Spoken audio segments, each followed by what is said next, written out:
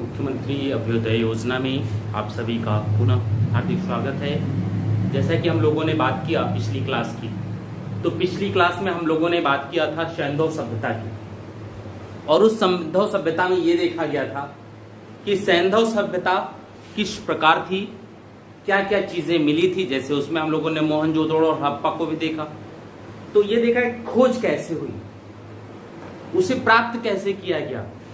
परिणाम स्वरूप एक नगरीय सभ्यता भारत में भी थी, ऐसी बात आई। और जब एक नगरीय सभ्यता की बात आ गई, तब हम इस निष्कर्ष पर पहुंचते हैं कि हड़प्पा सभ्यता की खोज के पश्चात उस नगरीय सभ्यता की बात करते हैं जो भारत में भी स्थापित थी, भारतीय उपमहाद्वीप में भी स्थापित थी, और मेसोपोटामियन और मिस्र सभ्यता के लगभग समकालीन थी। ठीक है, हड़प्पा और मोहनजोदड़ो की जब बात आती तो वहां उत्खनन से जो चीजें मिली, उससे मिला कि एक व्यवस्था थी, प्रशासनिक व्यवस्था थी, जिसके अनुसार इस संपूर्ण क्षेत्र का प्रशासन चलाया जाता था। और उस व्यवस्था के अंतर्गत बहुत सी चीजें आती हैं। एक नगरीय सभ्यता की बात आती है, वो भी एकदम व्यवस्थित नगरीय सभ्यता थी। ठीक है, दूसरी चीजें वहां से जो चीजें आई कि वहां पर उत्पादन के साधन भी थे। प्रधानता कृषि की होती थी, लेकिन व्यापार की जो दशाएं थी या भुगतान संतुलन जो था वो भारत के पक्ष में था। अर्थात हम निर्यात ज्यादा करते थे, आयात कम होता था। ठीक है, तो हम लोग एक दो केवल हड़प्पा और मोहनजोदड़ो ही देख चुके थे कि क्या किला। आज आगे हम लोग बढ़ते हैं और ये देखते हैं कि दूसरे जो नगर हैं वहां से क्या क्या चीज उत्खनन के पश्चात मिला था। तो आज का पहला जो नगर है वो है कालीबंगा। ठीक है, कालीबंगा नाम का तात्पर्य है काले रंग की चूड़ियां। ठीक है, काले रंग की चूड़ियां, इसके नाम का तात्पर्य है काले रंग की चूड़ियां। ठीक है, दूसरी चीज जो यहां से प्रमुखता मिली है वो मिला है खुद जुते हुए खेत का साक्ष्य। दूसरी चीज जो है वो ये है कि द्विफसली कृषि, और जो जुते हुए खेत का साक्ष्य मिला है वो भी कैसे, जालीदार खेत जोते गए हैं। ठीक है, दूसरी चीज जब हम लोग इसकी बात करते हैं तो कालीबंगा की जो खोज हुई या उत्खनन जो हुआ वो अमलानंद घोष ने करवाया था, और दृश्यदती नदी यानी चौतंग नदी, ठीक है, इसके तट पर बसा हुआ है। ठीक है, द्विफसली कृषि की बात आती है तो इसमें दो फसल आती हैं, चना और सरसों। ठीक है, अब यहां पर क्या है कि ये जो दो रेखाएं हैं, ये दो वाली, इनके बीच की दूरी कम है इन दोनों के बीच की दूरी की अपेक्षा। इनकी दूरी ज्यादा है। ठीक, तो जब इनकी दूरी ज्यादा है, इसको हम फिर से बना ले तो शायद और अच्छे से चीजें आ जाए।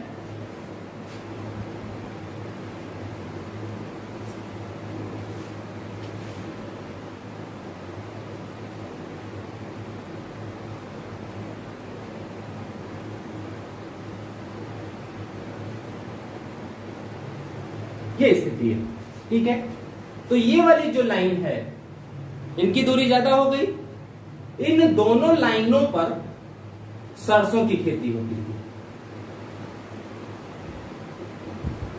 ठीक, और ये जो छोटी वाली लाइन है इसमें चना बोया जाता था एक साथ, और ये वर्तमान में भी संभव हो सकता है चना और सरसों, यानी लाइन वाइज खेती करने का प्रमाण जो पहला मिला है वो मिला कालीबंगा से।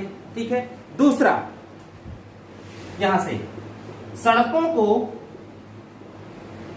पक्का बनाने का सोर्स मिलता है, लेकिन इसे हम अभी अपवाद स्वरूप ही लेते हैं। जरूरी नहीं है कि ऐसा होता रहा हो, लेकिन कुछ सोर्स ऐसा है जिसमें हम लोग ये कहते हैं कि यहां पर सड़कों को पक्का बनाया जाता था। अब वो कैसे बनाते रहे होंगे, चारकोल वाली कंडीशन रही होगी या कुछ और रहा हो, या ईंटें तो थे ही ऑलरेडी, ईंटों को बिछा करके उसमें बिटुमिनस इत्यादि या चूना पत्थर से उसमें बधाई कर देते थे, जो भी रहा हो। दूसरा, यहाँ का जो नगर क्षेत्र है वो द्विभागी है, इकलौता ऐसा है कालीबंगा जहां का नगर क्षेत्र द्विभाग में है और दोनों भाग दुर्गीकृत हैं। जैसे ये स्थिति है, ठीक है, ये नगर क्षेत्र, ये दूसरा ऊपरी नगर, एक ऊपरी नगर एक निचला नगर। जैसे हड़प्पा मोहनजोदड़ो की बात करते हैं तो दोनों एक साथ हैं, लेकिन दुर्गीकृत सिर्फ और सिर्फ ऊपरी नगर है, नीचे वाले नगर नहीं है। ठीक, यहां से युग्म समाधान के साक्ष्य मिलते हैं। कहां से? कालीबंगा से युग्म समाधान के भी साक्ष्य मिलते हैं।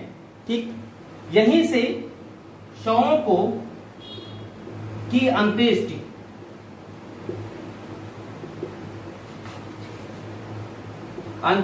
करने की तीनों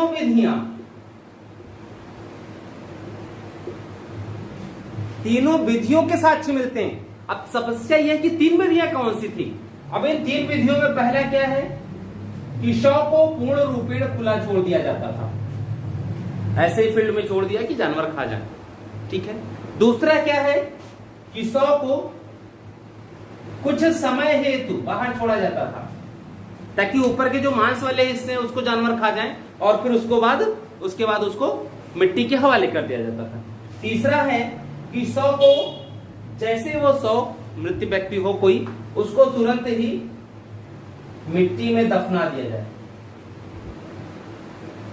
तीन विधियां, जानवरों के लिए छोड़ दो, कुछ समय जानवर खाएं, फिर मिट्टी में दफनाओ और तुरंत ही मिट्टी में दफना दिया जाए। तो ये तीनों विधियों का एकमात्र सोर्स जो है वो कालीबंगा से मिलता है। ठीक है। भूकंप का प्राचीनतम प्रमाण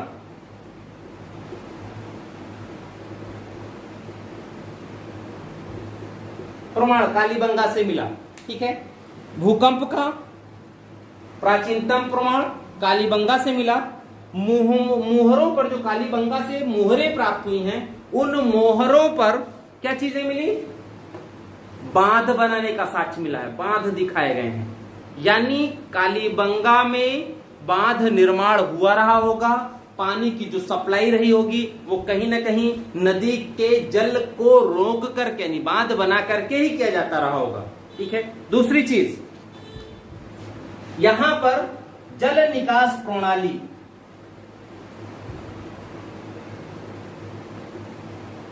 जैसे और सब जगह क्या है, पक्की नालियां मिली हैं। ठीक है, सार्वजनिक नाली मिली है, पक्की नालियां मिली है, वो चीज यहां से नहीं मिलती। लेकिन लकड़ी की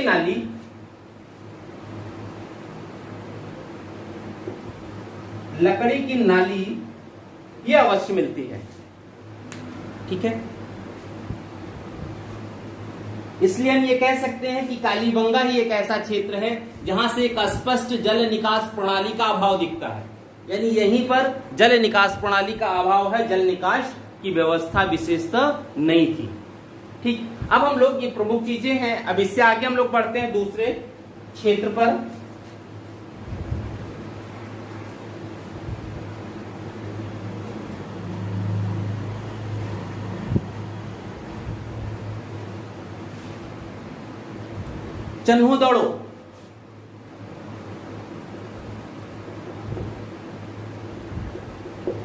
चन्हुदड़ो। ठीक है। सिंध प्रांत में, सिंधु नदी के तट पर खोज मजूमदार, यंजी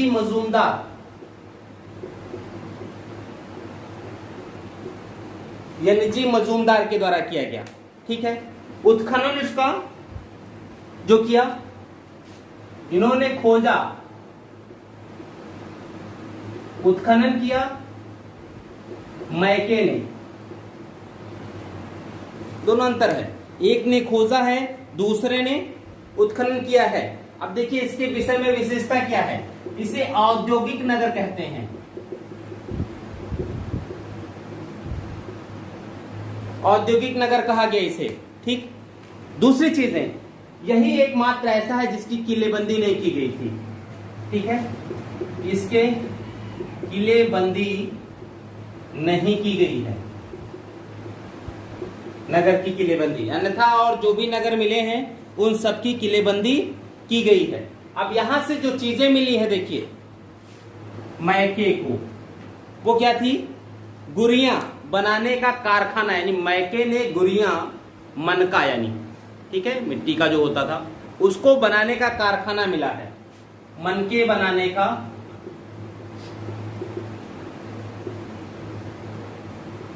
मनकों में भी क्या, गुरियां, ठीक है, इसके बनाने का कारखाना मिला है। दूसरा, सौंदर्य प्रसाधन में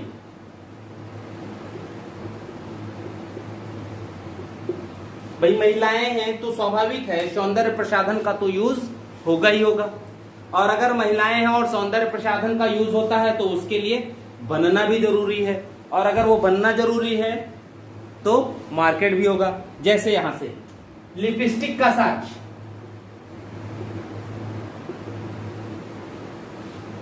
लिपस्टिक का साक्ष्य मिला, काजल का साक्ष्य मिला, पाउडर के साक्ष्य मिले हैं।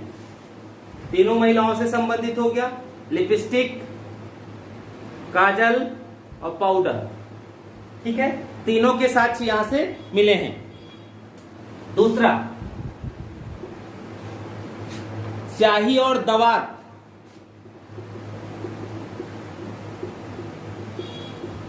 यानी शिक्षा भी होती थी, लेखन की प्रणाली यहां थी। स्याही और दवात जो पहले चला करती थी, उससे कहीं ना कहीं भाई लकड़ी की पेन होती रही होगी, कलम होता रहा होगा, और इससे कहीं ना कहीं लेखन रहा होगा यहाँ पर। ठीक है, लोग शिक्षित रहे होंगे। वक्राकार ईंटें मिली हैं, ठीक है। नेक्स्ट देखिए, यहीं से झूकर झांगर संस्कृति के अवशेष मिलते हैं। झूकर झांगर संस्कृत के अवशेष मिलते हैं, और यह झूकर झांगर जो संस्कृत थी यह सिंधु सभ्यता के बाद विकसित होती है। ठीक, और अगर यह सिंधु सभ्यता के बाद विकसित होती है तो इसे हम ये कह सकते हैं कि कहीं ना कहीं यह क्षेत्र झूकर झाकर संस्कृत से प्रभावित था, और झाकर संस्कृत वालों ने अपना निवास स्थान बनाया था इसे। ठीक है, यानी झाकर संस्कृत का निवास स्थान चौहंदड़ो रहा होगा, यानी ये उत्तर हड़प्पा काल के समय भी प्रभावित था। ताम्रपाषाणिक संस्कृतियां हो गई उसमें। ठीक है, यह चौहंदड़ो सीप, मनके, मुद्रा, सीप, मनके, मुद्रा व अस्थि बनाने के केंद्र थे। यानी यहाँ के जो उद्योग हैं उनका प्रमुख उत्पादन इसी क्षेत्र में रहा होगा। सीप का निर्माण, मनकों का निर्माण, मुद्रा तरह तरह की जो बनती थी वो, और आर्टिफिशियल अस्थि, यानी अस्थि पे जो भी रहा हो, अस्थियां तो मिलती ही थी, अस्थियों के ऊपर कुछ न कुछ कलाकारी, चित्रकारी जो भी रहा हो वो बनाने के लिए यहाँ के कारीगर कुशल थे। ठीक, यहीं से मिट्टी की पकी हुई नालियों के प्रयोग, ठीक है, का साक्ष्य मिलता है। मिट्टी की पकी हुई नालियों के प्रयोग का साक्ष्य। ठीक, जैसे हम लोग जब पुराने घर कोई देखते हैं तो उसमें देखिए मिट्टी की ही नालियां मिलती हैं। जैसे छत से पानी गिराना है तो उसमें भी डैकचून जिसको कहते हैं, लोहे का वो होता है, वो का दूसरा मिट्टी की मिलती हैं। तो मिट्टी को पका दिया जाता है, वो गोला गोला बना करके उसको जोड़ दिए जाते हैं पाइप, और उसको पकाने के बाद पानी निकास की प्रणाली अपनाई जाती थी, जैसे जब हम हड़प्पा काल की देखते हैं स्थिति, तो वहां पर भी जल निकास स्थिति में क्या होता था, मिट्टी की ही नालियां होती थी। जैसे एक गोल परई जैसे होता है परई, उसी को थोड़ा सा और गोला कर दिया, फिर उसको लंबा लंबा बना दिया, पक गया वो। ठीक, जैसे खपड़ा पहले बनता था, कपड़े के बर्तन जो होते थे, छत पड़ते थे कपड़ा, उसमें क्या होता था, वो गोल गोल बना देता, ऊपर की जो मलहरी होती थी उसको ढकने के लिए। तो वो जब गोल साइड में हो गया तो ऊपर से रख दिया जाता था। ऐसे ही क्या है, नाली के लिए वो लग दिया जाता था। साइड से क्या करते थे, ऊपर से दूसरा ढक्कन लगा दिया जाता था, तो एक बंद नाली हो गई, और साइड से उसको सीमेंट से या चूना पत्थर से जोड़ दिया जाता था, और उसके बाद एक बंद नाली है, वो चीजें होती थी। तो चौहंदड़ों से ये चीजें मिली हैं। ठीक है, हम आगे अब पढ़ते हैं, कोई दूसरा देखा जाए। ठीक है,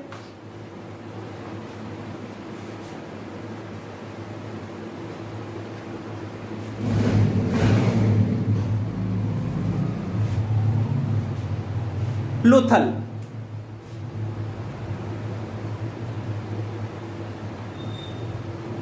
लोथल की जैसे ही बात की जाती है, सबसे पहले दिमाग में एक शब्द आता है गोदीबाड़ा। क्यों? क्योंकि लोथल गुजरात में समुद्र के तटवर्तीय क्षेत्र हैं। ठीक है, और व्यापार की दशाएं सबसे अच्छी यहीं पर थी, भोगवा नदी के तट पर। गुजरात के अहमदाबाद में सरगवल गांव के पास। ठीक है, इसकी लोकेशन है। दूसरी चीज, खोजा था इसको SR राव ने, खोजा SR राव ने। तो अगर खोजा SR राव ने है तो उत्खनन इसका किसी और ने किया होगा, ऐसा तो है नहीं। SR राव ने ही उत्खनन भी करवाया। ठीक, इसको उपनाम भी दिए गए। किसको? लोथल को उपनाम दिया गया। और उपनाम क्या दिया गया? लघु हड़प्पा या लघु मोहनजोदड़ो। लघु हड़प्पा या लघु मोहनजोदड़ो नाम दिया गया किसका? लोथल का। अब देखिए यहां से विशेषता क्या है। पहली विशेषता यहां की, लोथल की संपूर्ण बस्ती एक ही रक्षा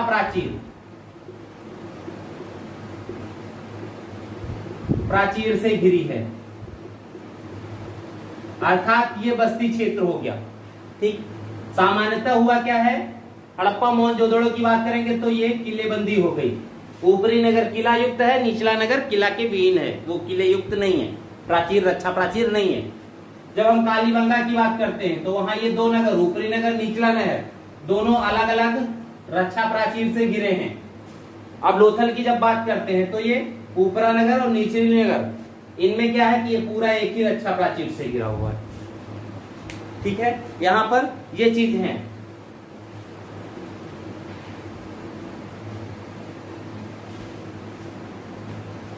चलिए देखते हैं और आगे। जब इसके हम उत्खनन के बाद देखते हैं तो ये व्यापारिक नगर जैसा लगता है।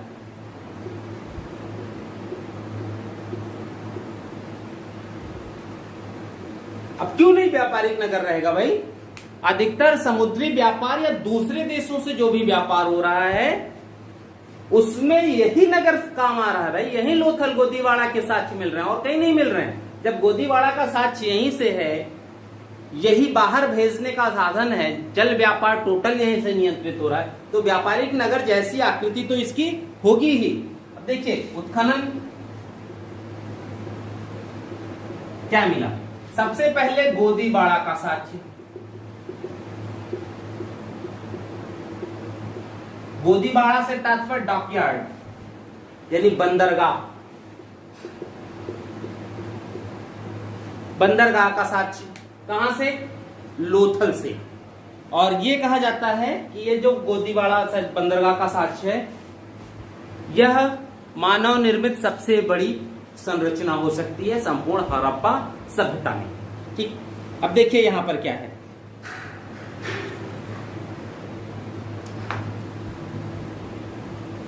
यह गोदीबाड़ा जो है विश्व का प्राचीनतम ज्ञात गोदीबाड़ा है। ठीक, कौन सा? लोथल का गोदीबाड़ा विश्व का प्राचीनतम ज्ञात गोदीबाड़ा है, पहली चीज। दूसरा, जल की आपूर्ति हेतु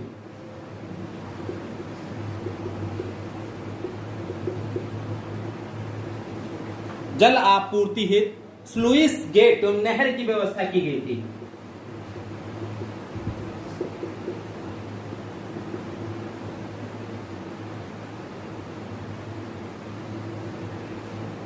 जल आपूर्ति हेतु स्लुइस गेट व नहर की व्यवस्था है। कब? उत्खनन के पश्चात। ये चीजें। अब इनकी लंबाई चौड़ाई देखिए। ये जो गोदीबाड़ा है वो 214 मीटर, बहुत बड़े नहीं थे उस समय भाई, अब लेकिन जिस समय की हम लोग बात कर रहे हैं उस समय ये इतना ही बड़ा बहुत हो गया। गुणे 36 मीटर, यानी 36 मीटर चौड़ाई है और 214 मीटर लंबाई है। ठीक है, ये मिला है। और संपूर्ण सैंधव सभ्यता की सबसे बड़ी संरचना है।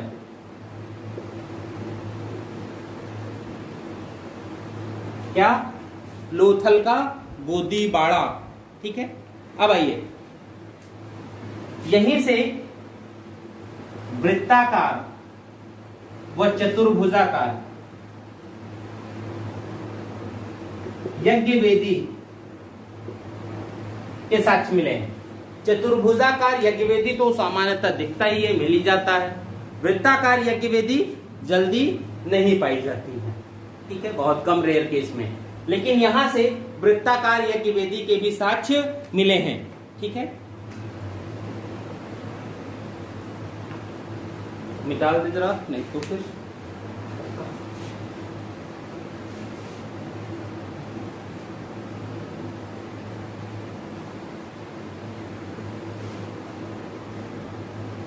देखिए, मिस्र व मेसोपोटामिया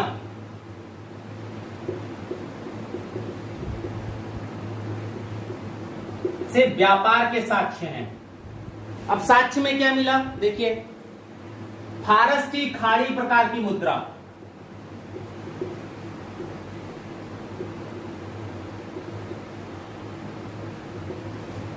भाई अगर यहां पर मुद्रा मिल रहा है, मुहर मिल रही है, तो स्वाभाविक है कि मुहर मिलने का तात्पर्य है कि वहां से मेरा व्यापार होता रहा होगा। भाई भारत में अगर नेपाल की मुद्रा मिले, अमेरिका का डॉलर मिले, तो ये तो पक्का है कि अमेरिका से रुपए भी आते जाते थे, व्यापार होता रहा होगा। कि रुपया खाली थोड़े लेके जाएंगे, विनिमय करेंगे रुपया का, रुपया तो नहीं विनिमय किया जा सकता।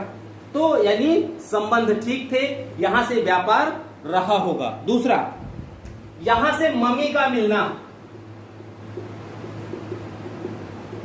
क्योंकि ये मिस्र की सभ्यता में है मम्मी। ठीक है, और जब मम्मी मिस्र की सभ्यता से है तो इसका मतलब है मम्मी के रखरखाव का ज्ञान भी मिस्र से ही प्राप्त किया गया होगा। तो अगर मम्मी के रखरखाव का ज्ञान मिस्र से प्राप्त हुआ है तो स्वाभाविक है कि मिस्र के साथ संबंध लोथल वासियों के स्वाभाविक तौर पर अच्छे रहे होंगे, तभी वहां के कल्चर को अडॉप्ट कर रहे हैं, वहां की मुहर मिल रही है, यानी वहां से व्यापार या आना जाना रहा होगा। ठीक है, अब देखिए, 3 युग्म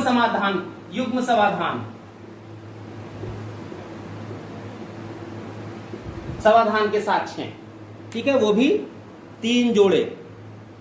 अब इसमें क्या है कि इसमें ये कहा गया कि ये स्त्री और पुरुष के हैं,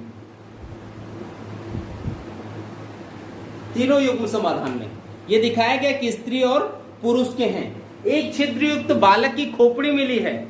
दूसरा चीज कहते हैं, जो छिद्र युक्त बालक की खोपड़ी है,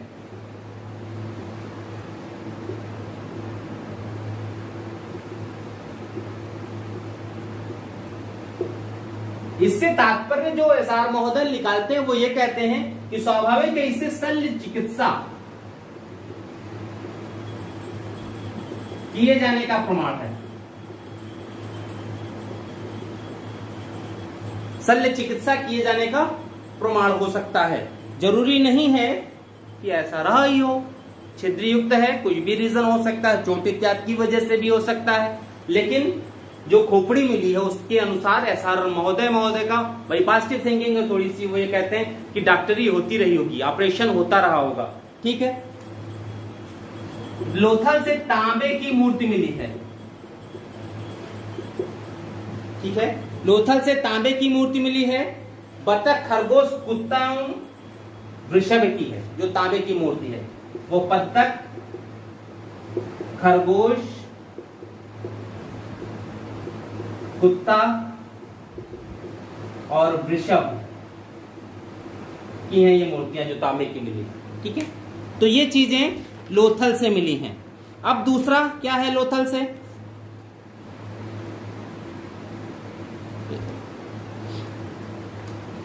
प्रशासकीय भवन या इसे कह सकते हैं शासक का आवास। ये भी रहा होगा, 4-5 कमरे का है तो वो शासक का आवास भी हो सकता है, प्रशासकीय भवन हो सकता है। लकड़ी का अन्नागार,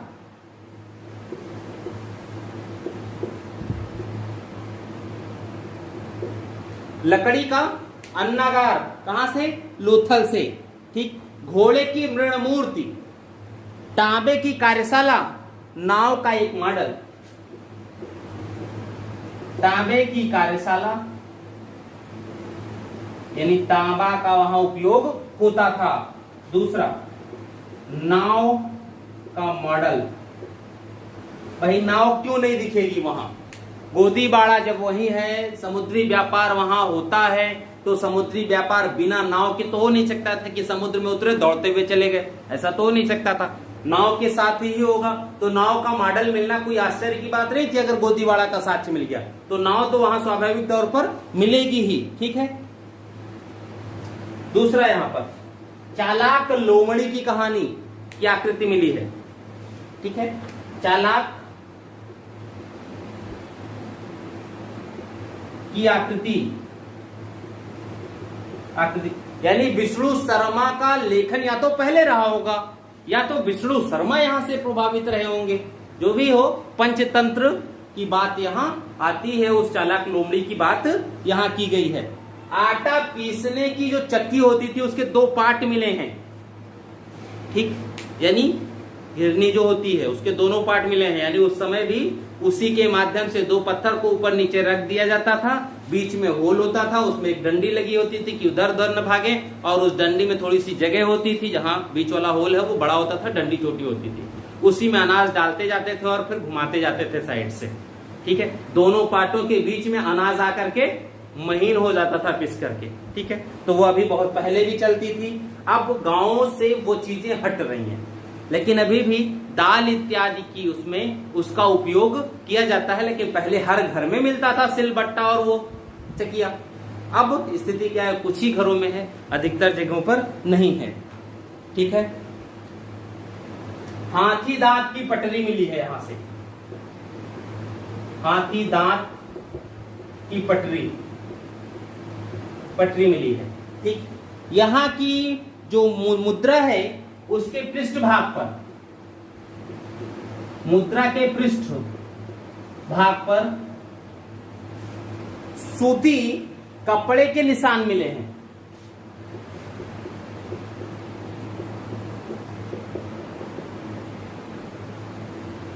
के निशान हैं, यानी उस समय सूती कपास तो मेहरगढ़ से पहला साक्ष्य मिल गया। सूती कपड़े का निशान मिलने का मतलब है कि मोहनजोदड़ो में सैंधव सभ्यता में सूती वस्त्र का उत्पादन भी होने लगा था और लोग सूती वस्त्र को पहनना भी प्रारंभ कर दिए थे। तो ये चीजें हैं कहां से? लोथल से। नेक्स्ट जो क्षेत्र है वो हमारा धौलावीरा।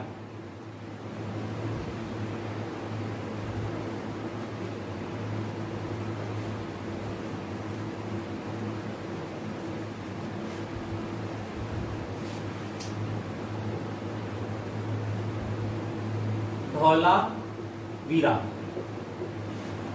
ये हम देखें कि धौलावीरा से क्या क्या चीजें मिली और क्या चीजें नहीं मिली हैं, क्योंकि अंतर है हर जगह अपने क्षेत्र भौगोलिक परिस्थिति के अनुसार वहां उत्खनन, वहां की रहन सहन, ये सारी चीजें आती थी। तो धौलावीरा से भी एक महत्वपूर्ण नगर है, वहां से भी बहुत सी चीजें मिली होंगी। धौलावीरा, जब हम धौलावीरा की बात करते हैं तो ये इसका स्थिति होती है, इसका नाम होता है, अर्थ जो है सफेद कुआं।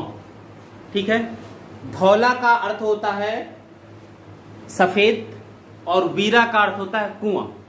क्योंकि धौलावीरा से कुआं मिला है इसीलिए इसे धौलावीरा कहा गया। और सफेद क्यों कहा गया? क्योंकि यहां की जो मिट्टी है वो सफेद रंग की है। तो चूंकि मिट्टी सफेद है और कुआं मिल गया तो सफेद कुआं, सफेद मिट्टी प्लस कुआं, धौलावीरा। ठीक, अब इसका देखिए स्थिति कहां है? कच्छ, गुजरात, कच्छ में। ठीक, मनसेहरा नदी के आसपास। ठीक, दूसरा, खोजा किसने? जेपी जोशी ने। उत्खनन कराया आरएस बिष्ट ने। खोजा जेपी जोशी ने, उत्खनन आरएस बिष्ट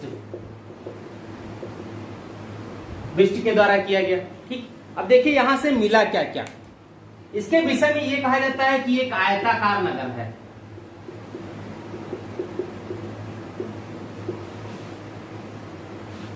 और यह एकमात्र नगर है सैंधव सभ्यता का जो 3 पार्ट में विभाजित है। और ये तीनों पार्ट का जो दुर्गीकरण है वो अलग अलग है।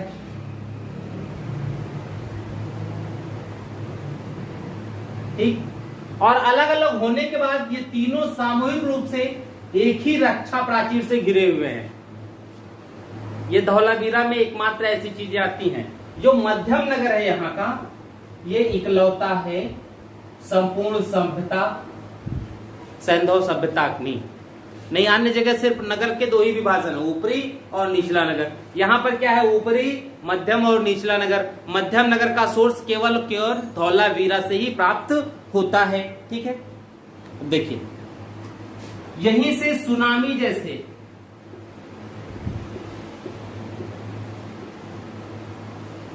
सुनामी नाम तो सुना ही होगा, समुद्री तूफान का प्राचीनतम साक्ष्य है।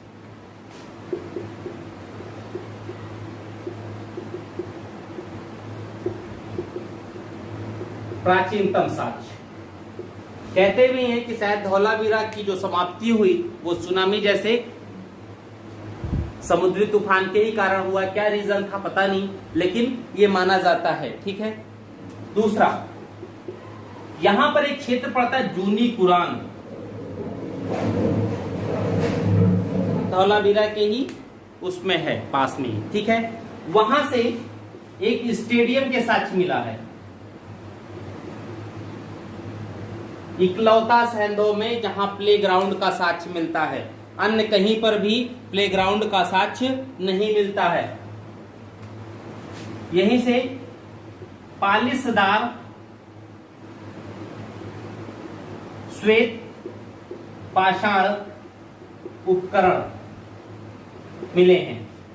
ठीक, यानी ऐसे पाषाण उपकरण जिन पर पालिश की हुई होती थी, और ये पालिशदार पाषाण उपकरण इसको छोड़ दिया जाए तो फिर केवल और केवल अशोक के स्तंभों में मिलता है, अन्यथा फिर नहीं मिलता है। ठीक है, यानी पहली बार पालिशदार श्वेत पाषाण उपकरण कहां से मिले? धौलावीरा से। ठीक, सैंधव लिपि के 10 अक्षर यहीं से मिले हैं। संभवतः यह कहा जाता है कि ये जो 10 अक्षर हैं ये कोई नेम प्लेट रही होगी। ये 10 अक्षर कोई ना कोई नेम प्लेट थी और इसी से ये ज्ञात होता है, लेकिन इन अक्षरों पर क्या नाम लिखा हुआ है इसकी जानकारी नहीं है, क्योंकि अभी तक सैंधव लिपि को पढ़ा ही नहीं जा सका है। बहुत प्रयास भी किया गया पढ़ने के लिए, कुछ भी आ जाए, लेकिन जब तक सारे शब्द नहीं मिल सकते, सारे शब्द नहीं मिल जाते हैं, तब तक उस लिपि के विषय में किसी भी प्रकार का कोई ज्ञान नहीं हो सकता। सैंधव लिपि के विषय में भी यही हाल है। ठीक है, यहाँ का जो जल प्रबंधन है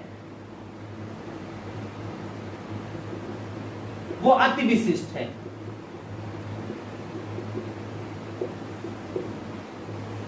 यहां का जो जल प्रबंधन है वो अति विशिष्ट है, क्योंकि ये कहा जाता है मनहर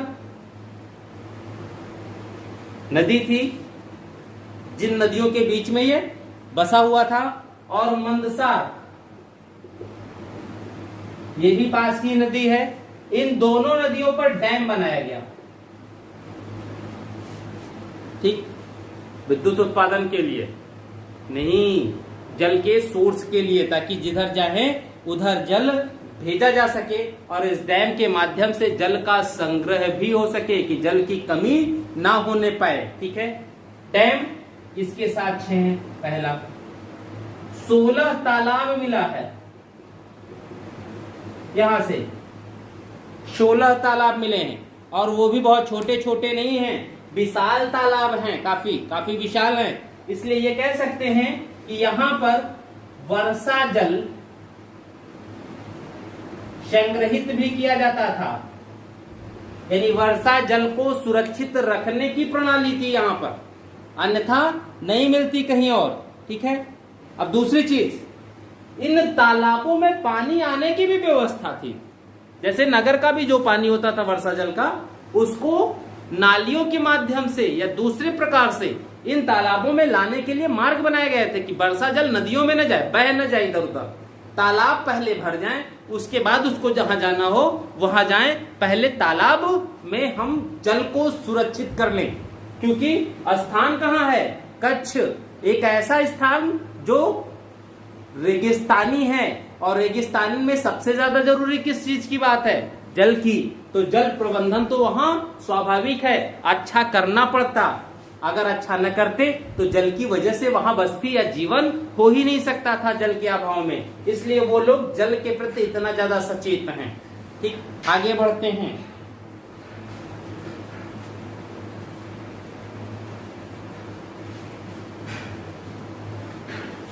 देखिए, यहां से नेवला, ठीक है, नेवला के पत्थर की मूर्ति मिली है, नेवले के पत्थर की मूर्ति।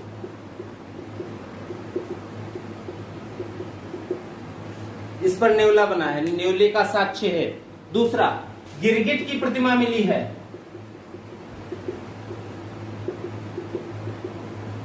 नेवला और गिरगिट यहीं से मिलते हैं। धौलावीरा से राजसभा का अवशेष मिलता है।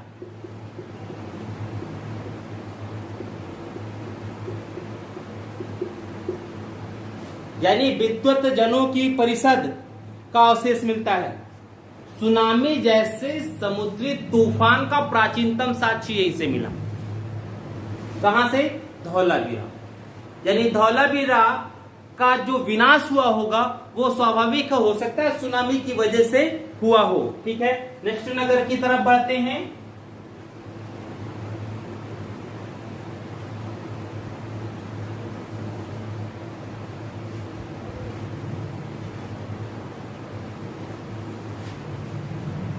सुरकोटड़ा,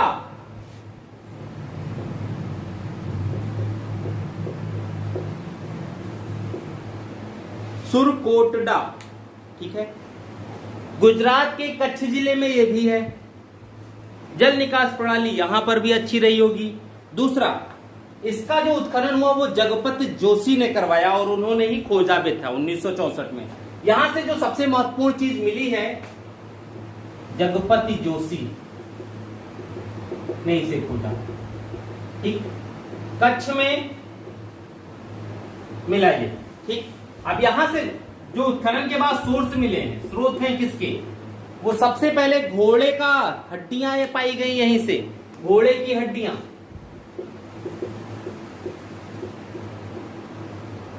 घोड़े का प्राचीनतम साक्ष्य है ये, सुरकोटड़ा से घोड़े का प्राचीनतम साक्ष्य। ठीक है, यहां से समाधान की एक नई विधि मिली।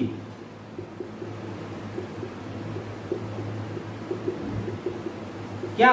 कलश समाधान, अर्थात मृत व्यक्ति को कलश के अंदर रख करके दफन कर देना। ठीक, एक नई विधि है यहीं से। यहां पर पत्थर की चिनाई वाले भवनों के साक्ष्य मिले हैं, के साक्ष्य मिले हैं।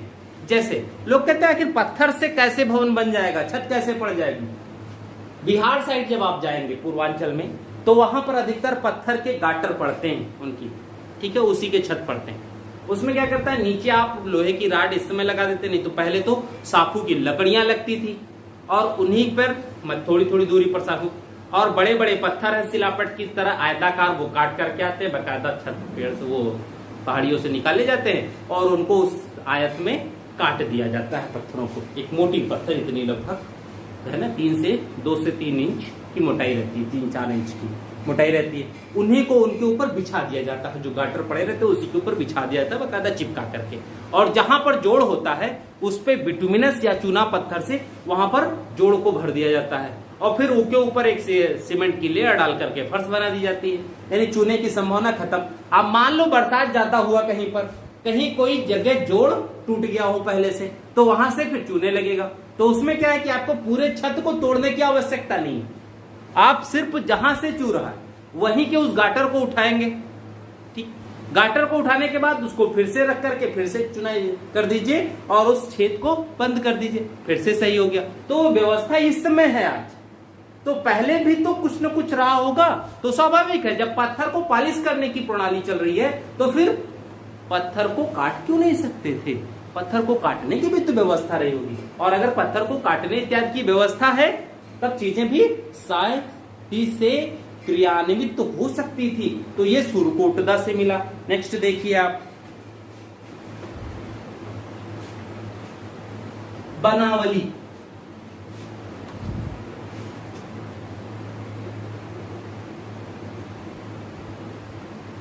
बनावली, ठीक, हरियाणा के हिसार जिले में।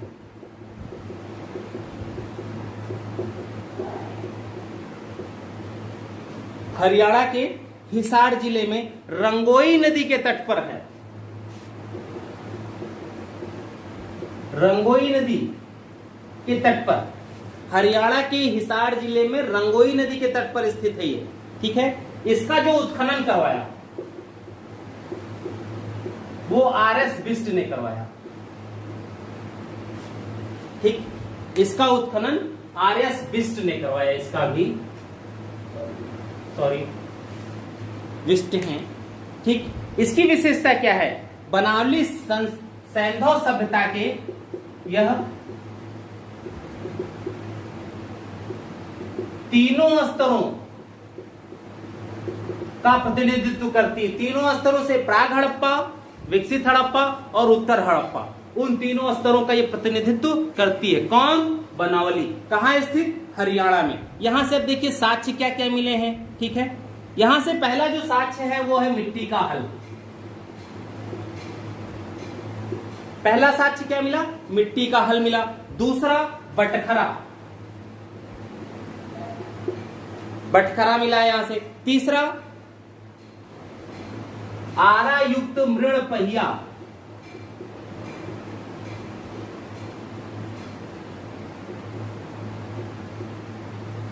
तो वाली स्थिति हो गई जो बाहुबली में भल्लाल देव के रथ के पास लगा हुआ था मृण पहिया, ठीक है।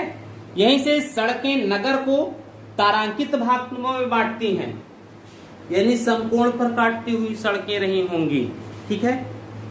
यहाँ के मकानों में रसोई घर एवं धावन पात्र मिला है। मकानों में रसोई घर, अरे घर का है लिखा जाता, घर व धावन पात्र। धावन पात्र क्या, बर्तन धोने वाला स्थान जो था, ठीक है, वो मिला है यहां से। इन्हीं सब क्या बात, बनावली को समृद्ध लोगों का शहर कह सकते हैं। भाई इन सब के रसोई घर जल्दी तो मिलते नहीं है, ठीक है। समृद्ध लोगों का शहर, क्योंकि जो भी चीजें हैं वो व्यवस्थित क्रम में हैं, ठीक है। दूसरी चीज, यहाँ के अधिकतर घरों में अग्निकुंड की प्राप्ति होती है। अग्निकुंड,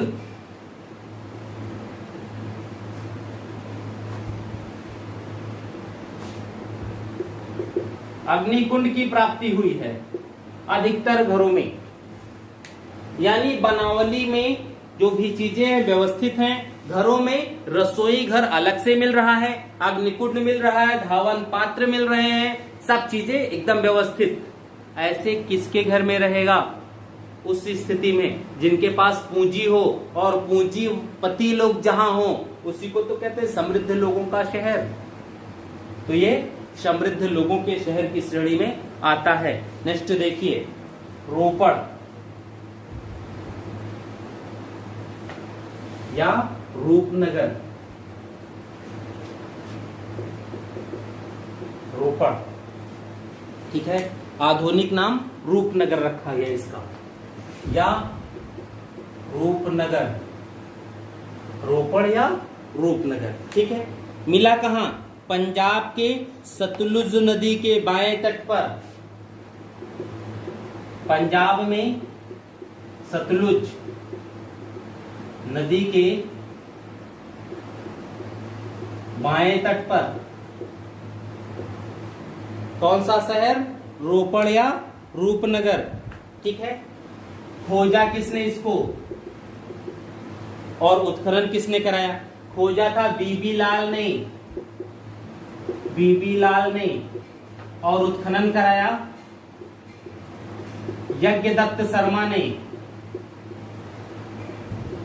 वाईडी शर्मा ने इसका उत्खनन करवाया, ठीक। खोजा बीबी लाल ने, उत्खनन कराया यज्ञदत्त शर्मा ने। इसकी जो विशेषता मिली, यानी जो चीजें मिली, उसमें ये कहते हैं स्वतंत्रता प्राप्ति के बाद उत्खनित यह पहला स्थल है। 1947 के पश्चात उत्खनित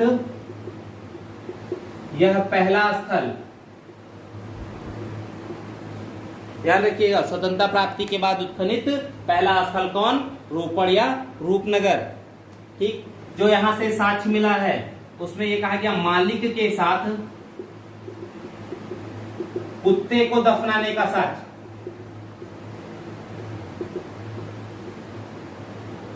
ऐसा भी होता था कि वफादार जो होते थे, अगर मालिक मर जाता था और वफादार भी वियोग में चला जाए या नहीं भी गया है, तब पर भी मार के उसको भी मालिक के साथ ही दफन कर दिया जाता था। यानी पहले भी लोगों की सोच ये रही होगी कि जो मेरी प्रिय चीज है उसे मेरे मरने के साथ जानी चाहिए, ताकि वह ऊपर भी मेरे साथ रह सके। ऐसी भी एक धारणा रही होगी, क्योंकि आज भी ये धारणा होती है लोगों की, तभी तो 7 जन्मों की बात की जाती है, वरना एक ही तो जन्म की बात करते। भाई 7 जन्म कौन रहना चाहेगा? अभी आपसे कह दिया जाए कि आपकी 60 साल एज है, आप 7 × 420, 7 × 42, ठीक है, आप 420 साल अब रहोगे, कौन चाहेगा? यहाँ तो 10-20 साल में ही विवाद होने लगते हैं, आगे जन्म की बात हो तो ये चीजें हो ही नहीं पाती। और भविष्य या पुनर्जन्म कौन देख करके आता है? कोई नहीं। लेकिन एक धारणा है, वो धार्मिक में भी है, इसीलिए लोग ये कहते हैं कि नहीं, ऐसा नहीं है, इस जन्म में मेरी जो प्रिय वस्तु है उसे अगले जन्म में भी मेरे साथ ही रहना चाहिए। इसलिए सोचते हैं कि अगर डेथ और दफन क्रियाएं साथ साथ होंगी तो जन्म भी अगले जन्म में साथ ही साथ एक ही स्थान पर होगा, और अगर जन्म भी साथ ही साथ एक ही स्थान पर होता है तो संभव क्या है? पुनः साथ मिल जाएगा, ठीक है। चलिए आगे बढ़े। नेक्स्ट नगर राखीगढ़ी।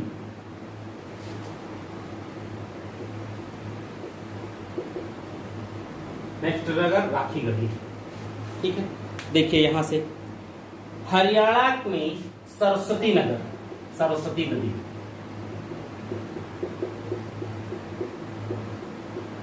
नदी के तट पर, जिंद जिला है इसका, हरियाणा के जिंद में, ठीक है, राखीगढ़। खोजा इसे सूरजभान ने, ठीक, और उत्खनन करवाया सूरजभान ने ही। अब देखिए इसकी विशेषता क्या थी राखीगढ़ी की। यह भारत में स्थित सबसे बड़ा हड़प्पनपुरा स्थल है।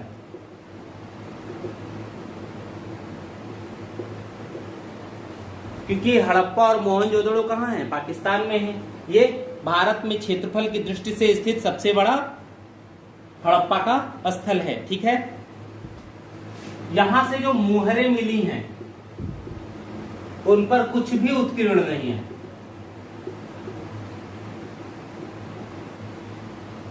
यहां की मुहरों में कुछ भी उत्कीर्ण नहीं है, ज्यादातर सादा है, यानी बिना लेख की मुहर यहीं से मिली है। ठीक है, चिन्हों के साथ मृदभांड मिले हैं, टेराकोटा के बने पहिए मिले हैं।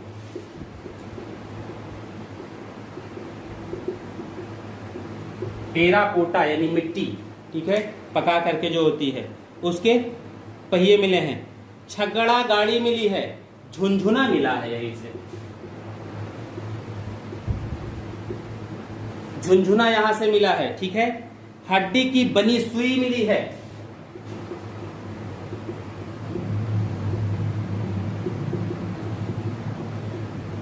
ठीक, हड्डी की सुई मिली है।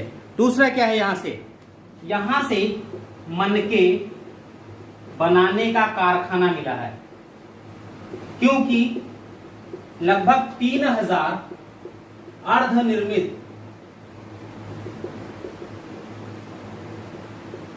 मनके मिले हैं। अर्धनिर्मित मनके हैं, संख्या उनकी 3000 की है। और दूसरी चीज यहां से जो है, चिकना करने वाले पत्थर मिले हैं, घर्षण पत्थर।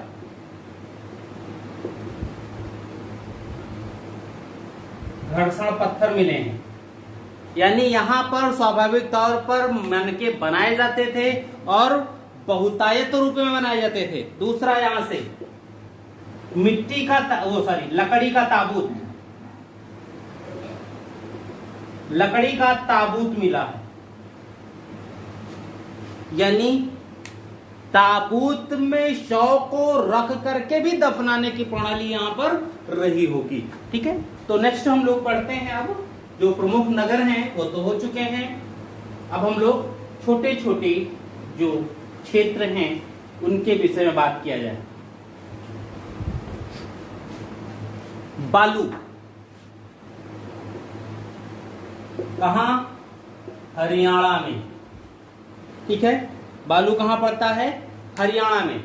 यहां का जो साक्ष्य है सर्वाधिक फसली साक्ष्य है, यानी सबसे ज्यादा फसलों के साक्ष्य यहीं से प्राप्त होते हैं। गेहूं तो सामान्य बात है, यहां तक कि यहां से अदरक का साक्ष्य मिला है। ठीक, कहां से? बालू, हरियाणा से अदरक का साक्ष्य, प्राचीनतम साक्ष्य अदरक का। इससे पहले का पुराना कोई साक्ष्य अदरक का नहीं मिलता। दूसरा हिरणा, ये भी कहां? हरियाणा। हिरणा भी हरियाणा। यहां से हाकरा संस्कृत और हड़प्पा संस्कृत के साक्ष्य मिलते हैं। हाकरा व हड़प्पा संस्कृत के साक्ष्य हैं। हाकड़ा एवं हड़प्पा संस्कृत के साक्ष्य मिलते हैं। ठीक है, दूसरी चीज, यहां से 6 से 7 कमरों वाला आवास मिला है। अब 6-7 कमरों का आवास है तो इसका मतलब है कि वह या तो शासक का आवास होगा या तो किसी धनाढ्य व्यक्ति का आवास होगा। दूसरा, चौसर जैसे खेल का बोर्ड मिला है, यानी उस समय लोग शतरंज से वाकिफ थे या शतरंज को चौसर के रूप में खेलते थे। ठीक है, तुक्का है, कोई दिक्कत नहीं, ये भी था। नेक्स्ट, आलमगीरपुर, यूपी का सबसे बड़ा स्थल। ठीक, कहां? मेरठ में हिंडन नदी के तट पर। ठीक है, हिंडन का यमुना की सहायक नदी है, उसके तट पर इसकी खोज जो हुई वो भारत सेवक समाज एक संगठन था, उसके द्वारा 1958 में किया गया। ठीक है, उत्खनन इसका वाईडी शर्मा ने किया। उत्खनन वाई डी शर्मा ने, खोज भारत सेवक समाज के द्वारा किया गया। ठीक है, यहां से जो मिला है वो मिला सूती कपड़े व कपास का साक्ष्य। कहां से? आलमगीरपुर से सूती कपड़ा व कपास का साक्ष्य मिलता है। नेक्स्ट स्थल मांडी।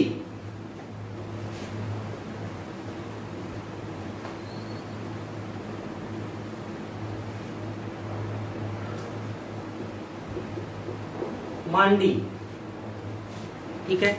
जब मांडी की हम लोग बात करते हैं तो मांडी भी यूपी के मुजफ्फरपुर में है।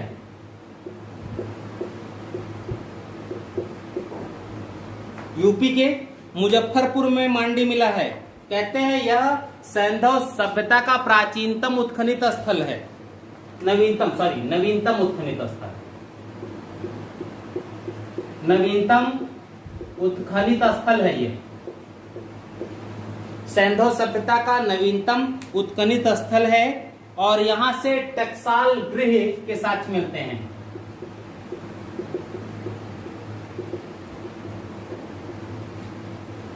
यानी मांडी से सैंधव सभ्यता के टकसाल गृह, यानी यहां सिक्कों की ढलाई होती थी, मिंट हाउस का साक्ष्य मिला है। हुलास, ठीक है। हुलास भी सहारनपुर जिले में है, यूपी के।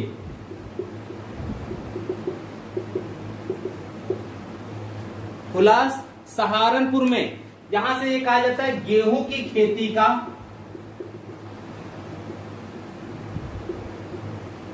अस्पष्टता साक्ष्य मिलता है। करने का, गेहूं की खेती करने का अस्पष्टता साक्ष्य है। अर्थात अब तक की स्थिति ये थी कि गेहूं की खेती के लिए जो भी साक्ष्य मिले थे वो जरूरी नहीं था कि गेहूं की खेती वहां होती रही हो, लेकिन इससे यह सिद्ध हो गया है कि वो हड़प्पा सभ्यता में गेहूं की खेती होती थी। कहीं नहीं हो रही है तो कहां? हुलास में हो रही है। ठीक है। रोजदी, रोजदी कहां पड़ रहा है? गुजरात में। मिला क्या? हाथी के अवशेष मिले हैं। रोजदी से हाथी के अवशेष मिलते हैं। बालाकोट कहां पड़ता है? पाकिस्तान के बलूचिस्तान में।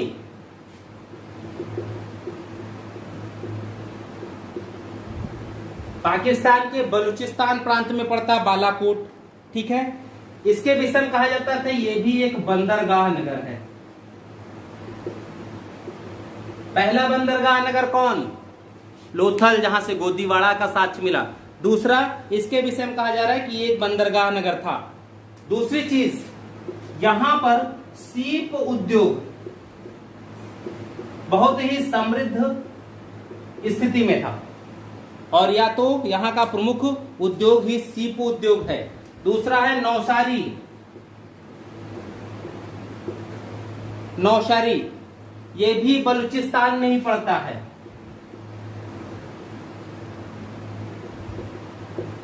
पाकिस्तान में बलूचिस्तान प्रांत में पड़ता है। यहां से स्त्रियों की मृण मूर्तियां मिली हैं।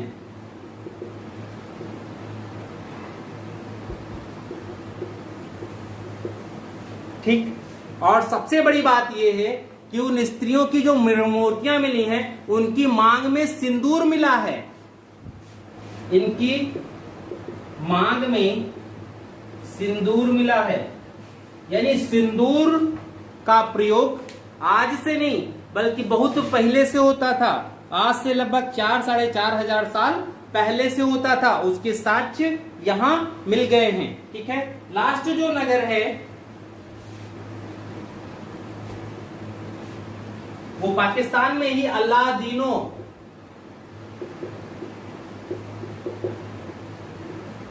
अल्लादीनो, ठीक है। इसके विषय में कहा जाता है बिना सुरक्षा दीवार के घेरा था ये। बिना सुरक्षा दीवार के घेरा है यहां पे। ठीक है। इसका दूसरा ये कहते हैं कि ये हड़प्पा जो सभ्यता है उसका एक गांव है ये। अल्लाह दिनों।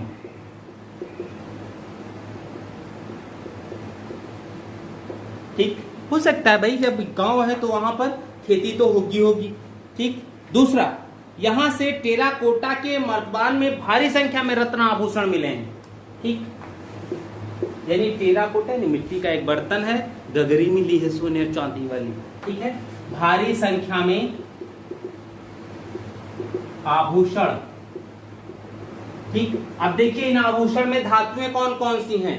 इन आभूषणों में सोना, चांदी, कांसा इत्यादि के हार, यानी गले वाला। ठीक, तथा चांदी की बहुधारी हार मिली है।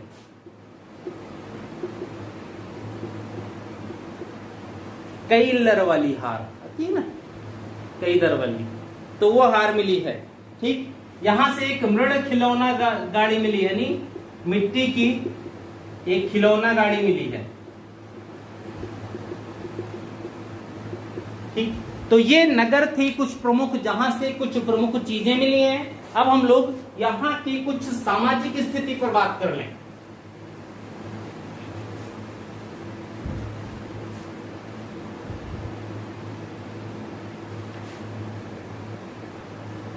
सैंधवकालीन नगर नियोजन की बात करते हैं।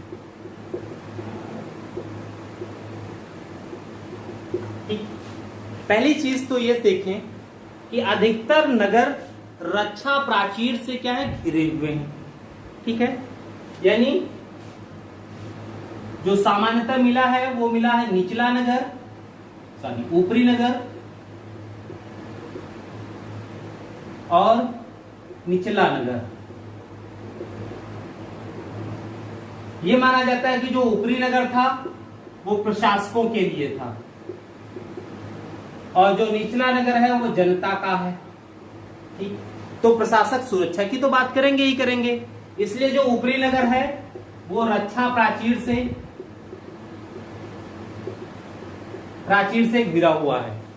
और ये जो नगर है दोनों एक ही टीले पर होते थे और लगे हुए होते थे, ऐसा नहीं था कि अलग है। सिर्फ रक्षा प्राचीर जो होती थी वही उसको विभाजित करने का काम करती थी। ठीक, दूसरी चीजें जो हैं यहां पर देखिए, अब मान लीजिए कि एक नगर क्षेत्र हो गया, तो यहां क्या है कि सड़कों का जो विभाजन है वो समकोण पर काटती हुई सड़कें समकोण पर काट रही हैं।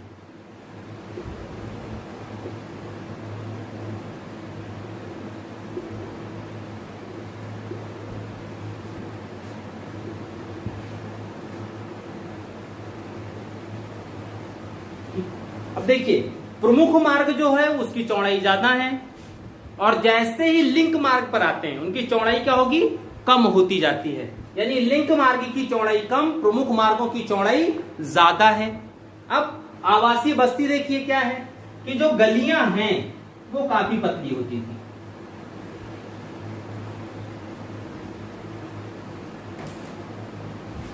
गलियां काफी पतली होती थी, गलियां पतली होती थी। जो आवासीय भवन होता था, ठीक है, वो पक्की ईंटों के बनते थे। ठीक, भवन जो हैं आवासीय वो पक्की ईंटों के बन रहे हैं और सारे मकान लगभग जो मिले हैं वो 2 मंजिला हैं। यानी इन मकानों पर चढ़ने के लिए सीढ़ियों का भी उपयोग होता था और सीढ़ियां भी यहां मिली हुई है। तो अगर सीढ़ियां भी मिली हैं तो इन अधिकतर घरों में सीढ़ियां हैं। ठीक, साइड से एक साइड से सीढ़ियां भी मिली हैं। ठीक है, इनका जो फर्श है वो पक्की ईंटों का है। कहते हैं पक्की ईंटों को से निर्मित किया जाता था। पक्की ईंटें बिछा दी जाती थी और फिर चूना पत्थर से ऊपर से लेप मार दिया जाता था। ठीक, अब छत की बात आई तो छत कैसे पड़े, छत कैसे पड़े? तो कहते हैं जो छत होता था उस पर घास फूस ये बिछा दिया जाता था। संभव है घास फूस बिछाया जा सकता था। ठीक, और घास फूस बिछाने के बाद इन घास फूस पर मिट्टी थोप दी जाती थी। जैसे गांव में आप जब जाइए तो गांव में देखिए एक चीज होती है क्या, कि जो छपरा के बाद क्या कहते हैं उसको, मिट्टी का ही ढकने के लिए जैसे बाउंड्री बना दी गई, वैसे ही वो मिट्टी वो उसका घास का ही बना देते हैं, घास क्या खर का, ठीक है, टटिया जिसको कहते हैं, खर की टटिया बना देते हैं। और उस टटिया पे करते क्या है कि बहुत सौंदर्यीकरण, भाई चारों तरफ से कमरा है, कमरे को टटिया से ढका गया है, तो उस सौंदर्यीकरण के लिए उस टटिया पर मिट्टी की लेप कर दी जाती है कि वो और सुंदर लगे। बहुत से ऐसे जैसे बंगालियों के घर में जब जाएंगे, इस साइड में जो बंगाली बसे हुए उनके घर में देंगे तो उन टटिया पर मिट्टी की लेप है, और मिट्टी के लेप के ऊपर भी वो डिजाइन पूरी चित्रकारी करते हैं, पूरा एक से एक डिजाइन बहुत खूबसूरत लगता है, तो वो करते हैं। तो ये लोग भी क्या करते थे, छत में पहले तो घास फूस की डिजाइन बिछाई गई, घास फूस बिछाने के बाद ऊपर मिट्टी की पूरी पूरी एक लेप थोप दी जाती थी, ठीक है, कि पानी रुकने ना पाए। छत भी जो होगा वो ढालदार होगा कि पानी अगर रुका तो भाई नीचे चुएगा ही चुएगा, ठीक है, क्योंकि छप्पर भी जो बिछाए जाते हैं वो भी ढालदार बनाए जाते हैं। और जब मिट्टी की लेप है तो मिट्टी भी कैसी रहेगी, मजबूत रहेगी, ठीक। घास के साथ हो सकता है कि उसके साथ मिला करके मिट्टी लगाई जाए ताकि चिकनापन भी रहेगा और गलने की संभावना भी उसकी कम रहेगी, ठीक। कहते हैं खिड़कियां जो हैं घरों की, खिड़कियां जो हैं वो गलियों की ओर खिलती थी, ठीक। खिड़कियां अगर गलियों की तरफ खुलती हैं तो वेंटिलेशन की भी पूरी व्यवस्था रही होगी, और अगर वेंटिलेशन की व्यवस्था है, ठीक, तो वो ज्यादा सही रहा होगा। देखिए अब काली बंगा का ही जो अपवाद मिलता है वो ये कहा जाता है काली बंगा के मकान निर्माण में ईंट का प्रयोग हुआ, ठीक, कच्ची ईंट, वो भी पकी हुई नहीं, कच्ची ईंट का प्रयोग हुआ। एक अपवाद है काली बंगा के मकान निर्माण में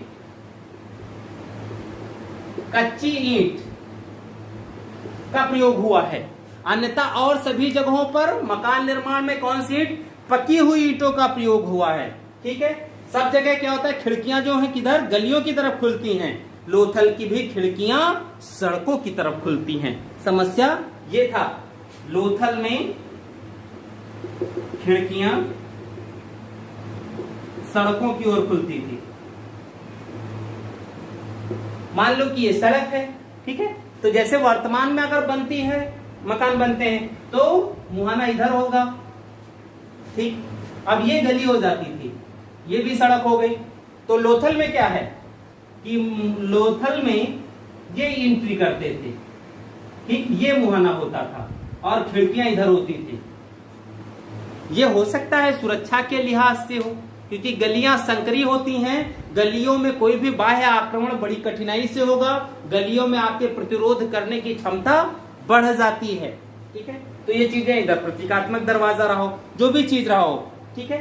दूसरी चीज, मोहनजोदड़ो में एक आवास क्षेत्र मिला है जो 27 कमरों का है, यानी काफी बड़ा आवास क्षेत्र हो गया, 27 कमरों का मकान, और उस मकान में एक आंगन, इसमें आंगन, यानी आज जो घर मिलते हैं उस घर की पूरी पूरी वो चीजें हैं, ठीक है। तो ये तो हो सकता है राजा या शासक जो भी रहा हो उसका भी मकान हो सकता है, ठीक। बनावली के एक मकान में बैठक एवं स्नानागार भी मिला है, ठीक। बनावली के एक मकान में बैठक, ये dining room, sorry dining area, ठीक है, बैठक और स्नानागार उसी से लगा हुआ, स्नानागार यानी बाथरूम, ये यहां से मिला है। यानी अगर अलग अलग हम नगरों की बात करें तो नगरों की जब बात करते हैं तो ये देखते हैं कि उन नगरों में जो भी चीजें हैं वो पूर्णतः व्यवस्थित रूप में हैं, और जिस आधुनिक प्रणाली की हम बात कर रहे हैं वो चीजें उस समय काफी हद तक प्रचलन में थी। यानी भारतीय संस्कृति की बात करें अगर, तो भारतीय संस्कृति आज जो स्थिति है, कहीं ये चीजें पहले भी काफी अच्छी स्थिति में थी, जिनका उपयोग हम लोग यहां पर देखते हैं, ठीक है। आगे बढ़े थोड़ा सा,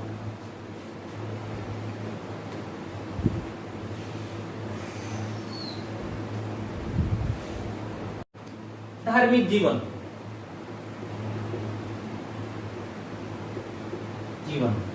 जब हम हड़प्पा की या सैंधव संस्कृति के धार्मिक जीवन की बात करते हैं तो ये देखते हैं कि इस समय भी कई देवी देवताओं की पूजा होती थी और उनकी उन मोहरों पर उन चीजें दर्शाई गई हैं। जैसे पहला, मातृ देवी की पूजा।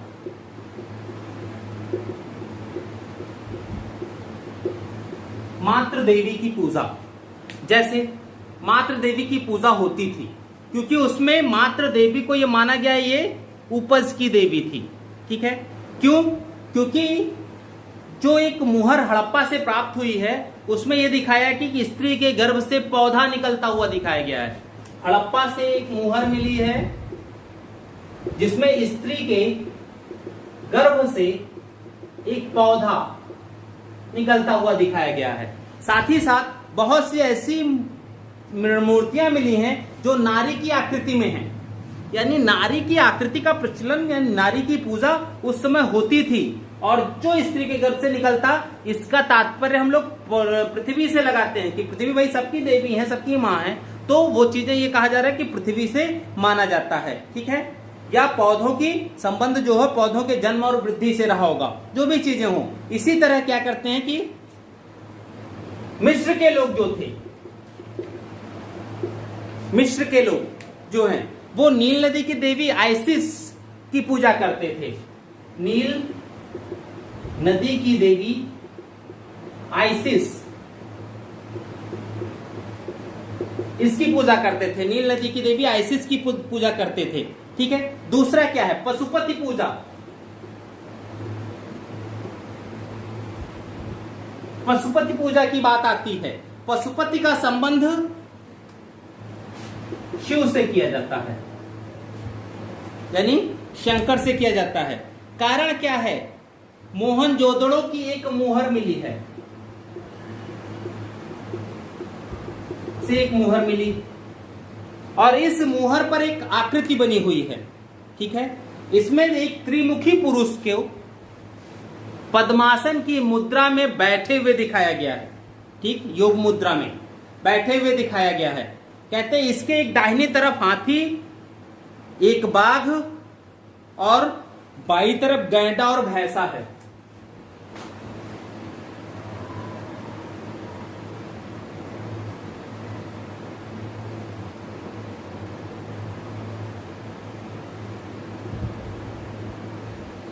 ठीक, मान लो ये आदमी बन गया। ये अच्छा नहीं बना है तो आप एडजस्ट कर लीजिएगा, बस इतना समझने की बात है। ठीक है, ये भी किस पर बैठे? एक सिंहासन पर पद्मासन की मुद्रा में बैठे हैं। ये मुद्रा जो है इसमें क्या किया गया? दाईं तरफ। ठीक है, ये आदमी हो गया दाईं तरफ, यानी ये वाला हिस्सा। दाईं तरफ क्या दिखाया गया? नीचे साइड में। ठीक है, दाईं तरफ इसमें यह दिखाया गया है कि हाथी और बाघ हैं।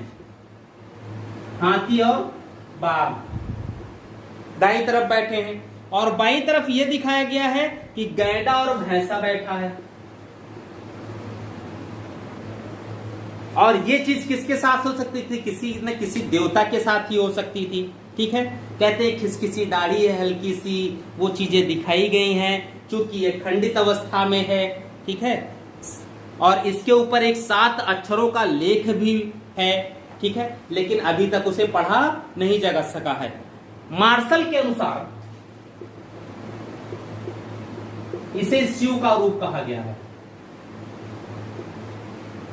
यानी भगवान शिव का रूप कहा गया है। और मार्शल के इस उक्ति से राय चौधरी वो भी संतुष्ट या सहमत हैं। ठीक है, दूसरा एक कहा गया है कि एक मुद्रा ऐसी मिली है जिसमें पेड़ के मचान पर एक पुरुष बैठा है और उसके नीचे बाघ का चित्र अंकित है।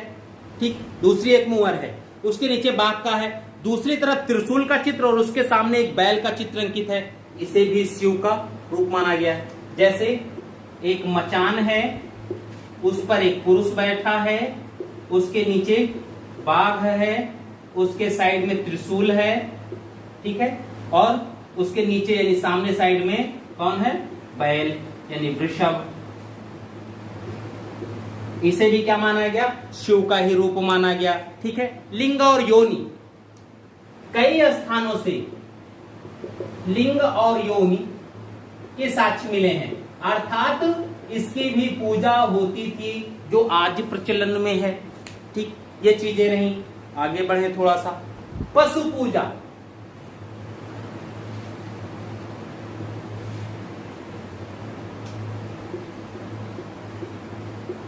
पशु पूजा, बहुत सी मुहर ऐसी मिली हैं जिन पर वृषभ का अंकन है।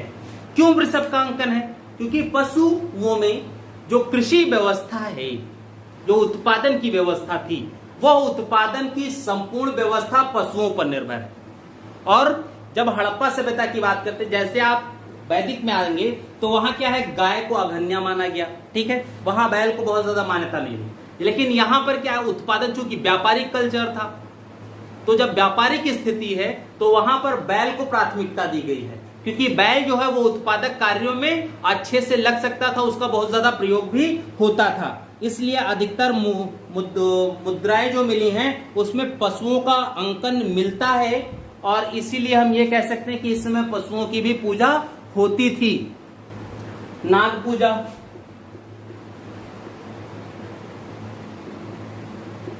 ठीक, एक मुहर ऐसी मिली है जिसमें यह कहा जाता है कि नाग पूजा का संकेत रहा होगा। मोहनजोदड़ो की एक मुद्रा पर देवता बने हैं, एक मुहर पर देवता हैं, और इस देवता के दोनों साइड में नाग की आकृति है। अब नाग की जो सवारी होगी उसकी तो पूजा होगी।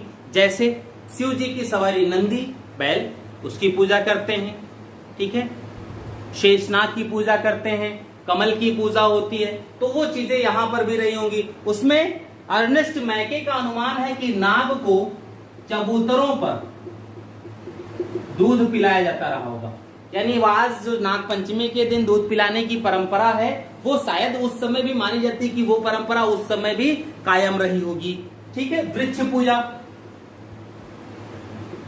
कई मुहरों पर वृक्षों की आकृति मिलती है, इसलिए मानते हैं कि वृक्षों का भी पूजा होता था। मुहर और मृदभांड सब पर मिलता है। उन वृक्षों में पीपल, बबूल, नींबू, नीम, खजूर, ताड़, केले के पौधे आदि का अंकन है। अर्थात ये जितने भी पौधे हैं इनसे कहीं न कहीं कुछ न कुछ जरूर मिलता है, और ऐसे उत्पादक पौधों का अंकन तो हो ही सकता था। पूजा होती थी कि नहीं होती थी ये माने नहीं रखता है। यहाँ ये है कि ये उत्पादक पौधे थे, इसलिए समाज में इनको महत्वपूर्ण स्थान दिया जाता था। बहुत से मुहर वृक्षों पर इनके अंकन का तात्पर्य है कि कहीं न कहीं इनको पवित्र माना जाता रहा होगा, ठीक है। तो ये चीजें थी धार्मिक जीवन, यानी धर्म इस प्रकार से था कि उस धर्म में भी पूजा पाठ होते थे। अब हम लोग आते हैं इसके विनाश की बात करें कि हड़प्पा सभ्यता कैसे समाप्त हो गई। विनाश, जब विनाश की बात आती है तो इसमें पहला बात आता है बाढ़, और बाढ़ के कारण विनाश का जो समर्थन करने वाले विद्वान हैं वो हैं मार्शल, ठीक। सबसे पहले यही मानते हैं। मार्शल का कहना है कि मोहनजोदड़ो,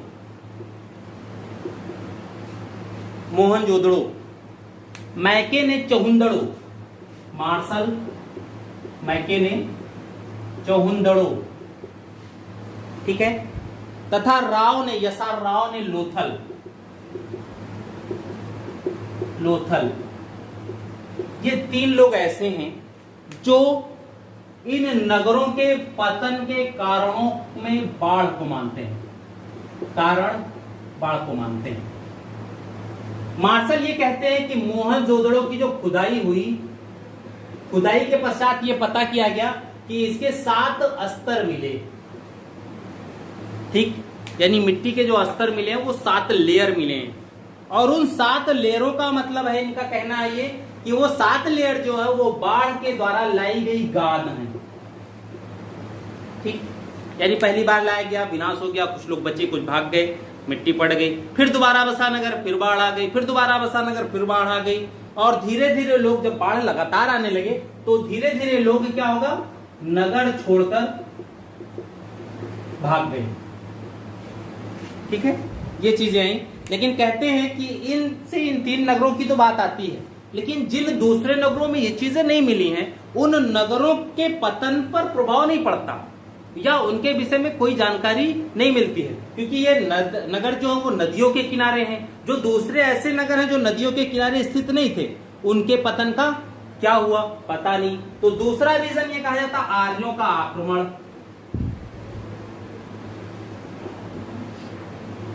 ये इसलिए कहा गया क्योंकि ऋग्वेद में इंद्र को पुरंदर कहा गया है, एक नाम मिलता है। और जब इंद्र को पुरंदर कहा गया यानी दुर्गों को विनाश करने वाला इंद्र को मान लिया गया। तो अगर इंद्र पुरंदर हैं तो उन्होंने क्या नगरीय सभ्यता का विनाश कर दिया। कुछ विद्वान तो इसे मानते हैं, जैसे व्हीलर, मैके, अर्नेस्ट मैके, गार्डन चाइल्ड और पिगट। ये लोग ऐसे जो ये कहते हैं सिंधु सभ्यता का जो पतन का कारण था वो आर्यों का आक्रमण था, क्योंकि आर्य उधर से ही आए थे और जब आए तो देखा यहाँ पर स्थिति, युद्ध हुआ, उसमें इन सभ्यता को समाप्त किया और फिर वो गंगा घाटी के मैदान में बस गए। लेकिन रीजन क्या दिया उन्होंने कि इंद्र को पुरंदर कहा गया है और वैदिक संस्कृति हड़प्पा के बाद आई, इसलिए उन्होंने इंद्र ने ही क्या किया होगा, जो भी वैदिक देवता रहे होंगे उनको माना गया होगा भाई कोई ऐसे शक्तिशाली व्यक्ति रहे होंगे जिन्होंने इनको समाप्त करते हुए आगे बढ़ गए। ठीक है, तो ये मानते हैं उसमें। लेकिन एक अमेरिकी इतिहासकार हैं कैनेडी, उन्होंने एक प्रूफ किया है कि मोहनजोदड़ो के जो भी नरकंकाल मिले हैं उन सब में मलेरिया के लक्षण पाए गए, सब में। ठीक है, कंकाल में मलेरिया के लक्षण पाए गए हैं। इसलिए जो आज के आधुनिक इतिहासकार व्हीलर भी हैं, उनकी धारणा है कि आर्य लोग हड़प्पाई सभ्यता का विनाश करने वाले नहीं थे। और अब यह प्रूफ हो गया है कि आर्यों के भाई टाइम पीरियड की भी बात है कि हड़प्पा सभ्यता 1750 में खत्म होती है। ठीक है, आर्यों के आक्रमण के विषय में कोई जानकारी है ही नहीं अभी कि आर्य भारत आए कब रहे होंगे, कि भारत में ही रहते थे। तो इसलिए अब इसको स्वीकार नहीं किया जाता है कि आर्यों ने आक्रमण करके इसको खत्म किया होगा। नेक्स्ट आता है जलवायु परिवर्तन।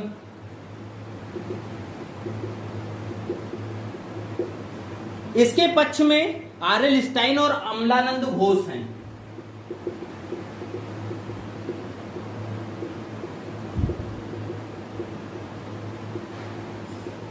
अमलानंद घोष हैं। ये लोग क्या कहते हैं, जब जलवायु परिवर्तन हुआ या जंगलों की अत्यधिक कटाई हुई, तो जब जंगल की अत्यधिक कटाई होगी तो उसकी वजह से जलवायु परिवर्तन होगा।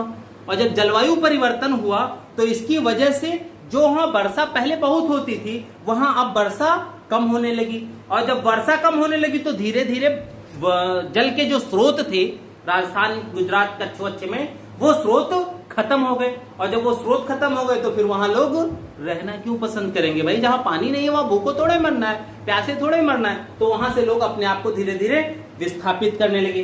दूसरा आता है भूतात्विक परिवर्तन।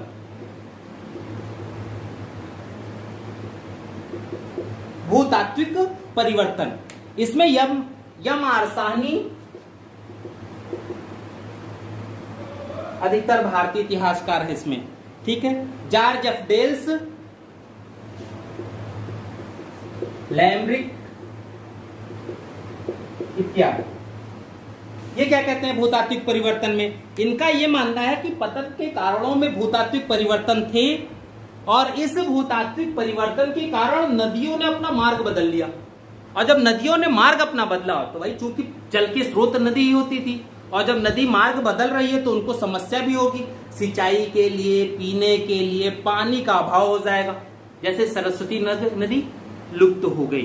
ठीक है, और इनके स्थानांतरण के कारण क्या हुआ कि जो नगर बसे हुए थे वो नगर भी धीरे धीरे एक स्थान से, जब पानी वानी है नहीं तो उस दुर्व्यवस्था में क्यों रहेंगे, उन्होंने उस स्थान को छोड़ा और दूसरी जगह शिफ्ट हो गए। ठीक, नेक्स्ट जो आता है वो आता है विदेशी व्यापार के कारण जो गतिरोध आया।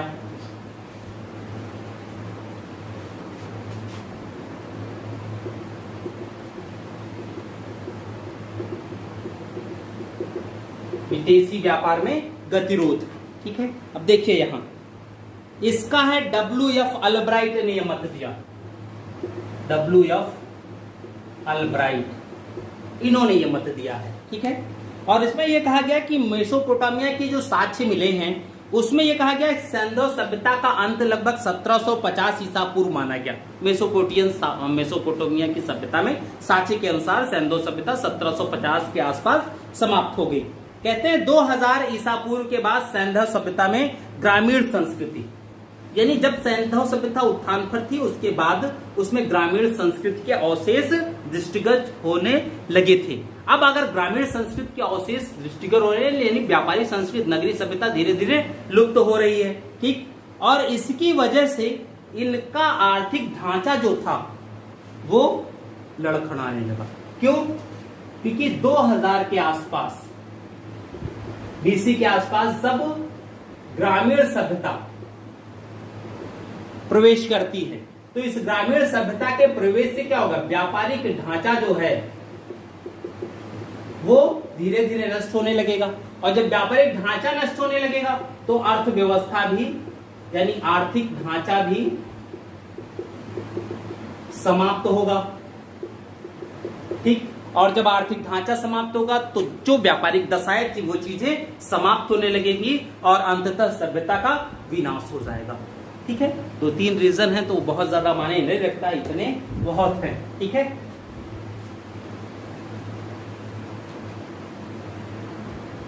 सैंधव सभ्यता हम लोगों का खत्म हुआ, समाप्त हुआ, ठीक है। नेक्स्ट क्लास जो होगी हम लोगों की वो होगी वैदिक पर, ठीक है। तो आज के लिए बस इतना ही। मुख्यमंत्री अभ्युदय क्लास को देखने के लिए और उससे जुड़ने के लिए आप सभी का बहुत बहुत स्वागत है। धन्यवाद।